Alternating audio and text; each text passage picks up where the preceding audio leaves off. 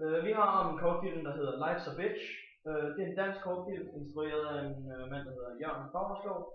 Den var i 7 minutter, hvilket er sådan omkring det normale for en kortfilm.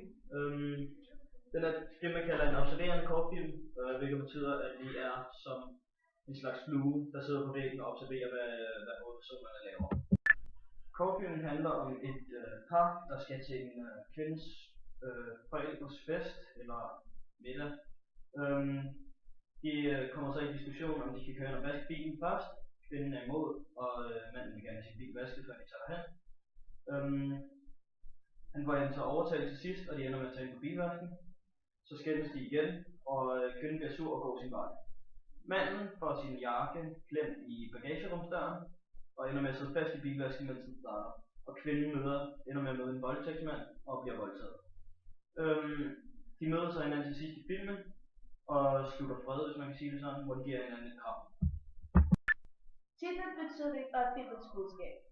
Life is a Bitch passer rigtig godt til den her film, fordi den viser, at man ikke altid ved, hvad der skal ske, og man nogle gange ender ud i en ubehagelig situation.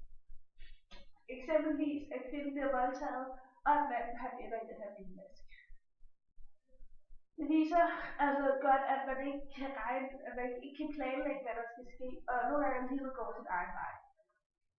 De havde for eksempel regnet med, at de skulle hen til kvindens forældres fest og have en hyggelig aften, men det var ikke sådan det. De filmiske virkemidler i filmen er blandt andet reallyd og underlægningsmusik, som der bliver brugt i løbet af filmen. Og så omkring klimaks bliver der brugt noget stemningsmusik til at gøre det mere dramatisk, når kvinden er i gang med at blive voldtaget, eller manden er fanget i en bilvask. De bruger forskellige beskæringer i filmen for at give specielle effekter. Blandt andet i starten bruger de super total beskæring, så vi kan se, hvor vi befinder os, og få et overblik over stedet, vi er. Der bliver filmet i fugleperspektiv ned på kvinden, når hun møder voldtægtsmanden, for at vise, at han er den stærke, når de møder op med den svage. Det kan man se i forhold til f.eks. når hun snakker med sin mand, så er det normalt perspektiv, så man kan se, at de er ligestillede, og at manden ikke er meget stærkere, end hun er. De bruger i filmen også krydsklipning, for at man kan følge med i både hvad der sker for kvinden og hvad der sker for manden samtidig. Omkring når der er klimaks, så bruger de hurtigklipning, hvilket vil sige, at de klipper meget hurtigt frem og tilbage fra kvinden og manden, så man skal kunne få dramatikken med i begge scener på én gang. Filmen foregår om aftenen, hvilket skal give handlingen sådan lidt mere et dystert skær i det. Selvom der er lys på personen, så er det mørkt hele vejen imens de filmer. Nu vil jeg lige fortælle noget om de 7 parametre i vores film. Og det første er, at der er 2 hovedpersoner, som filmens handling er bygget op. De træffer begge to et valg, som resulterer i den situation, som de ender i. For eksempel så tager kvinden en taxa i stedet for at vente på sin mand. Og manden siger, at de skal dreje ind til bilvasken, selvom de allerede er forsinket, og kvinden protesterer. Overraskelse for manden i den her film er, at han ender med at sidde fast i bagagedøren, hvilket gør, at han ender med at være med i bilvasken. Overraskelsen for kvinden er, når hun møder den her mand, som så ender med næsten at voldtage hende. I starten af filmen, der bruger de en lyd, men i klimakset, der sætter de underlægningsmusik ind for at scenen påvirker os med at gøre det lidt mere dramatisk.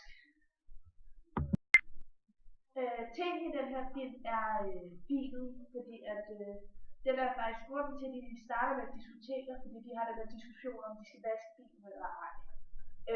Bilen er så også grund til, at hun vælger at tage en taxa i stedet og møder voldtægtsmanden, og han sidder fast i bilvasken. Så bilen har en stor indflydelse på, hvad der sker i filmen. Når manden sidder fast i bagagedøren, og bilvasken så stille og roligt lukker ned, så ved man godt, at det ikke vil ende godt. Og man bliver lidt nysgerrig om, hvad der sker i resten af filmen. Eller om han klarer den her situation. Og når filmen kommer ind i ham, manden i voldtægtsdøren, så kan jeg ikke sige det. Når man sidder fast i bagagedøren, og dørene på bilvasken stille og roligt lukker sig ned, så ved man godt, at det vil ende galt. Og man bliver nysgerrig om han klarer det. På samme måde som når kvinden er i voldtægtsmandens bil, og han låser dørene, så bliver man også nysgerrig om, hvordan hvordan det ender.